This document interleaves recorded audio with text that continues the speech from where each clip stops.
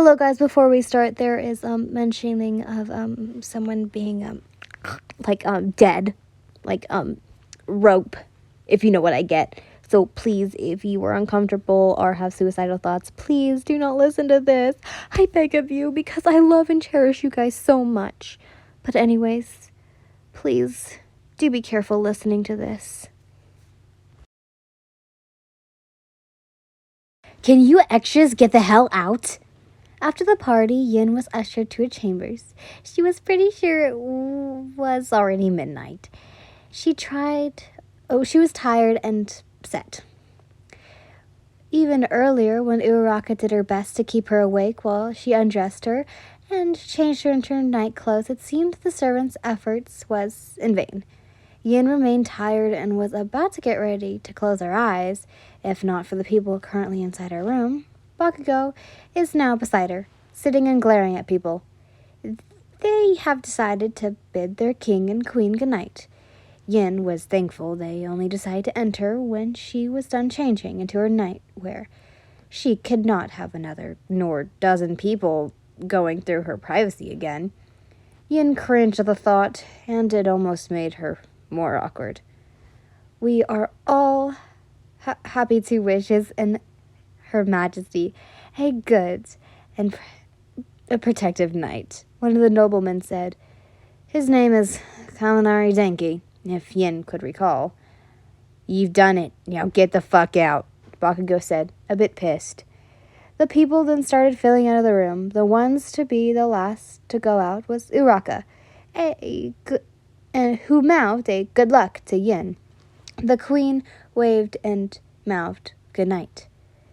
Kirishima and Mina also chose to be the last to go. They teased Bakugo, which earned them a stern of curses from the king. Good night. Yin bid them off after Bakugo calmed down. They smiled at her and finally went out and closed the door behind them. And then it was quiet. But Bakugo started yelling again. You better not be eavesdropping by the door. After that, Yin heard several footsteps fading, as well as several snickers and giggles. Yin couldn't help but smile, amused by Bakugo's friends. It was then quiet again. And this time, Yin could feel herself more awkward than earlier. Scratch that. She's now fully awake now. Because currently, she is inside her bedroom, all alone with her husband. Yin is not ignorant to know what happens next. It was when Yin had reached the age of 18 when her mother explained the rules of a wife, including the part where her and her husband must be included in an intimate activity in order to produce children. Yin is now 20, in the right age of marriage and to have kids. But with that said, Yin couldn't bring herself to move just yet. She's afraid if she moves just a little and make a mistake, Bakugo would leave. But she knows she must act too. Her mother said that the success of the situation mostly relies on the woman's approval and charms. Yin also knows that the kingdom's future is on the line. If she failed to convince an heir now, she doesn't know if she will be successful in later times. She dared move her eyes to Bakugo's figure, only to catch something on Bakugo's palm. Little explosions pop off continuously. Your quirk. I never asked about it, she started, not looking at him in the eyes. What is it? There was a pause, and Yin was afraid to ask the sensitive question in the same way. But it seems that he didn't, as Bakugo shifted and laid out his palm closer to her.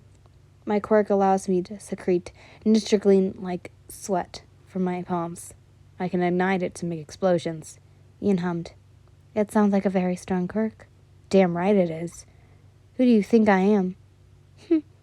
Well, I expect no less from your majesty. Will you stop that? Yin blinked in confusion. Stop what exactly? She dared turn her head to face him. Thankfully, he's looking the other way. The whole your majesty thing. It sounds annoying because everyone else calls me that, he said, not looking at her either. Then what should I call you then? Anything but that title. He huffed and shifted in his position. Yin hummed again, her eyes looking up in deep thought. I can't decide what to call you yet, so I'm just going to refrain from addressing you. Whatever, woman. It has only been less than a day when Yin had known her husband, and no matter how much she denied it, her husband was a knack of cursing at everything and any given time. She had also learned the king speaks rudely. He's straightforward and does not hesitate to show it. Yin thought he's troublesome, but she knows she needs to deal with this starting from now, as his wife and queen consort. The little pops of explosion continued in his palms, and Yin couldn't help but address it. Are you nervous? She heard the king whip his head violently. Yin accidentally turned her head to face him in regards when she met his eyes. She quickly looked down. Huh? Came from his voice. What the fuck are you talking about? I'm never nervous. I'm just asking because you said your quirk has something to do with your sweat and your palms have been popping small explosions, so I think you're sweating a lot. No, I'm not, damn it. Yin breathed. All right, maybe it's just hot in here. Once again, silence eloped the air once again. Yin felt uneasy because she's sure she just messed things up, and her thoughts were proven true when she felt shuffling beside her and the bedspread had lost its weight. Yin glanced to see Bakugou putting his robe and started walking away. Where are you going? Work. Yin watched as he opened the door and disappeared next to the room. She could still hear his footsteps, and when another sound of doors opened and slammed closed, Yin hopelessly sighed. Good night, she muttered in no one particular. That night, all alone, Yin surprisingly managed to sleep well. The next morning, Yin was woken up by a smiling Uraraka. She was then reminded of what happened last night, but her servant's smile seemed to brighten. It helped her welcome a new day happily. Uraraka prepared her a bath, and Yin immediately sunk in under the water with a satisfied sigh. How was it, Your Majesty? Yin hummed in confusion. To have a man? Uraraka clarified. The queen was forced to open her eyes and abandon the relaxation movement she submerged into. Staring at empty space, she sighed. Nothing happened, she said, meeting Uraraka's eyes. Surprisingly, the servant didn't present to look of disbelief. Uraraka just sat there and let out a sigh. What? Yin asked, concerned. It's nothing, Your Majesty. You can tell me anything. The girl hesitated and fiddled with her apron. She then breathed in and out. I'm afraid His Majesty is, a virgin? Uraraka sheepishly said. Yin blinked. Oh. Yin thinks positively, in a way that she believes the king hadn't made his way around any woman yet, unlike other men in his age. She felt glad, and it was confirmed to her that he was indeed nervous last night. Well, at least, I think so. Why do you... Uraraka continued fidgeting. Well, it's because... Yin raised her brows and smiled to urge Uraraka, but it didn't work as the girl remained quiet. So, Yin decided to change the subject. All right, she said, and cupped water in her hands to spill them on her chest. I want to ask you something. Anything for you, Your Majesty. Promise me you'll answer, though. Yin pointed at Uraraka. Truthfully. Of course, she chimed nervously, with little determination. Has the king married before? Uraraka blinked. You didn't know? If I know, I wouldn't ask. Yin defended, chuckling. Uraraka pursed her lips, leaned forward on her chair, then answered. Yes, Your Majesty. Oh, His Majesty had a wife before. I see. Yin stared aimlessly at the water, her face reflecting on it, and she saw how her expression suddenly went blank. Don't worry, Uraraka reassured as soon as she saw Yin went quiet. Many have thought that the previous queen and His Majesty was never involved in sexual relationship. The queen died without producing an heir, and even when she was alive, she hardly paid any attention to the king. The same with His Majesty. He has no interest in the late queen.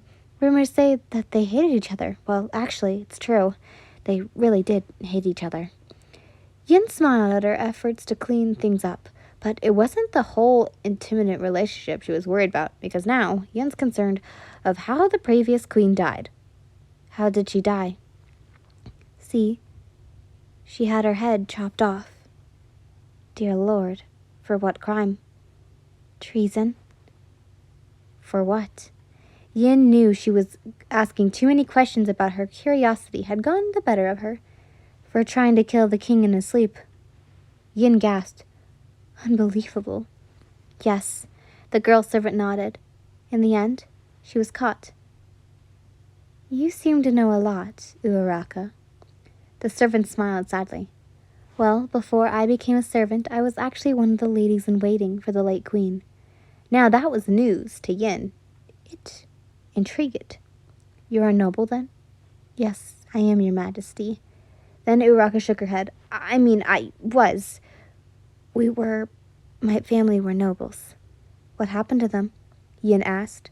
Well, the king decided to punish the people who were involved with the late queen, and as her lady in waiting, they suspected I was an accomplice of her. But you didn't help her kill the king, did you? God, no, your majesty, Uraraka defended. I was never a part of it. Then he shouldn't have punished you. Because you were not involved. Uraraka then smiled sadly. Well, I can't help it that the king had become paranoid, but I still got lucky. The others were completely banished. Some were exiled, but my father convinced the king to let me stay in court, even as a servant. Uraraka said solemnly, It cost us our noble title, though, but from now on I will continue to work hard and take care of Her Majesty in order to bring back our family name. This time the girl servant had a determined look and held her head up with a smile. Yin's heart warmed up and found herself more fond of her.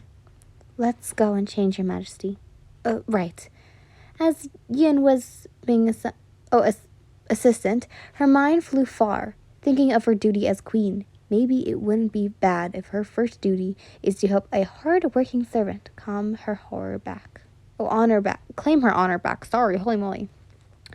The hallway is full of portraits of people from the past, as well as real people in the present. Yin smiled at every noble and servant she passed. She currently was on her way to eat breakfast with the king. Uraraka is trailing beside her. She was told that just down the hall is a private dining room for the king and queen, and from now on they will have breakfast together. Yin is starting to like this new routine. As soon as she reached the end of the hall and came face to face with the door, Uraraka gave her an encouraging smile. Yin stepped forward, and the guards situated by the door opened the doors for her. Good morning, she chimed happily as soon as she stepped in. But then her face faded when she saw Bakugo sitting alone with lots of papers before him. His breakfast, pushed aside, and a glass of scoffed, I don't know what that is currently clasped in his hand. His other hand furiously scribbling and scratching on the parchment. When he heard her voice, he merely looked up for a brief moment, then went back to his paper. Yin did not mind. A servant, I'm guessing that's just short for servant, moved a chair for her, and she thanked him and sat down. Staring at her omelet, she decided to speak now. Katsuki, the king suddenly shot his head. What? You told me not to call you your majesty, so I'm calling you by your first name. Yin grinned. Katsuki. Then he dismissed her and waved his hand. Fine, whatever you like. But Yin decided to ask more. What will you call me then? He looked at her again, this time glaring, but she wasn't fazed. You gave everyone nicknames. What about me? Bakugo sighed, dropped his pen, and leaned on his chair. Sparkles, because your hand sparkles when you do your shit. Now let me work. Okay, thank you. Yin chose not to bother too much by his tone this early in the morning. She knows Bakugo is not the talkative type, but then again, they were husband and wife. They need to improve the relationship, or else they'll be stuck, awkward, and distant. Yin finished her breakfast slowly, as Bakugo seemed to never stop scribbling, scratching, and grumbling, one parchment after another. Yin continued to stare at him, as his frustration seemed to go higher and higher. Damn it all, he hissed, tossing the pen and parchment aside. Let me see that. Yin improvised, deciding to bring Uraraka's case the next time when he's in a better mood. Yin grabbed the parchment. When she went to read it, she gathered that Bakugo is trying to write a speech. What is this for? Glitterfuck wants me to give a speech at my donation to the church so he can bless the soldiers in the war, he answered, rubbing his temples, and then drowned the whole glass of scoff. Money in exchange for blessing, I see, Yin said. Why didn't you ask Midoriya to write you one? Isn't he your scholar? As if I'd ask him for help. She frowned. When is your speech? Tomorrow. Bakugo was about to grab the parchment from her hand and bitch about it again, sorry. But Yin snatched it further from him. She then smiled. I'll write it. You fucking serious? I am, Yin insisted. I may not look like it, but I love literature. I read books and write too. But you're a woman. That doesn't mean I shouldn't know how to write and read. And I'm not just a woman. I'm a queen.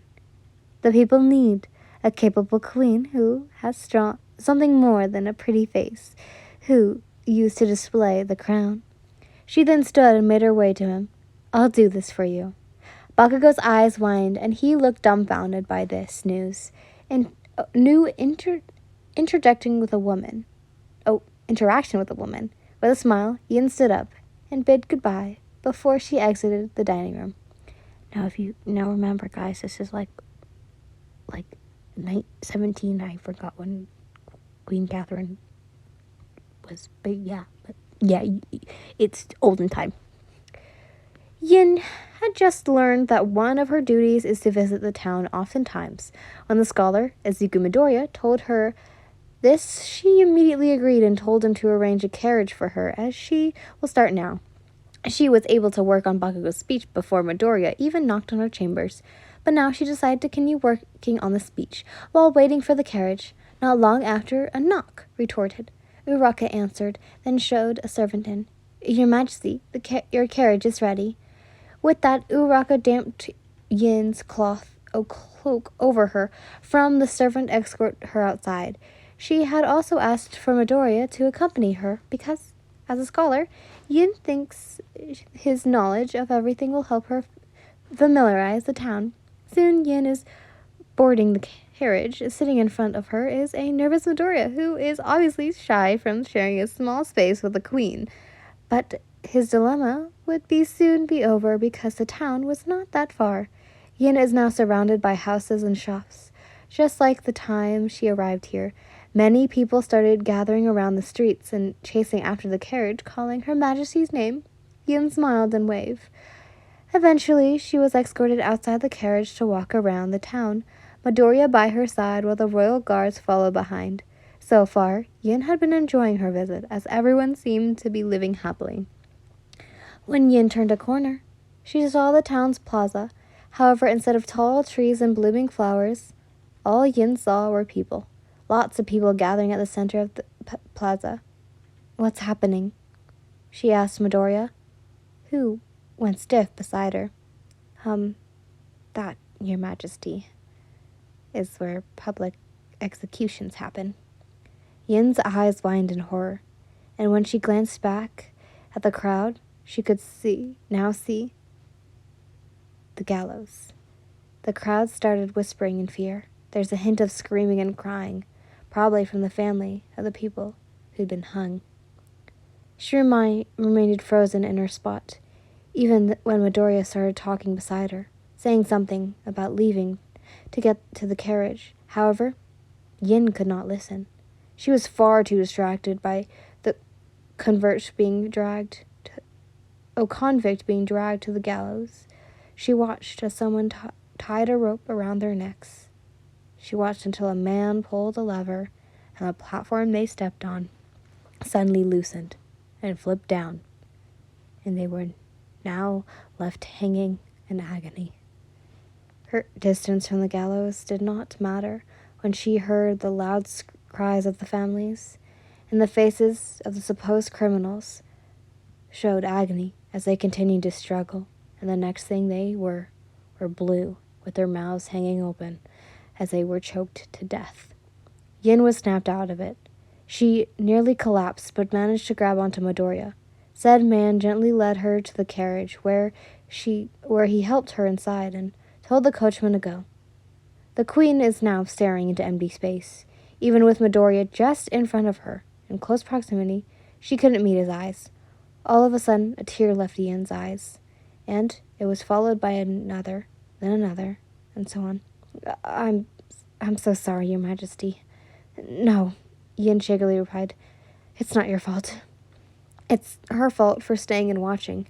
Yin had never seen a public execution before, not even back in her home. Was this her first time? Why were they killed? Yin asked, voice low and breaking. Midoriya seemed to hesitant, but he knew his duty. Igneous is barred in his flourish and powerful kingdom, but in truth, we are now suffering. From what? The war, Your Majesty. Midoriya answered with a serious tone. Ever since the war, the people have been taxed heavily. No one has an expansion. From nobles to peasants, everyone has been taxed a great value. The nobles can get by, but the lower class has it worse. The tax is stored for the war, and as time goes by, the tax itself goes higher and higher. The peasants are being worked to death with little pay while they are starving. Soldiers are risking their lives every day. The people are angry.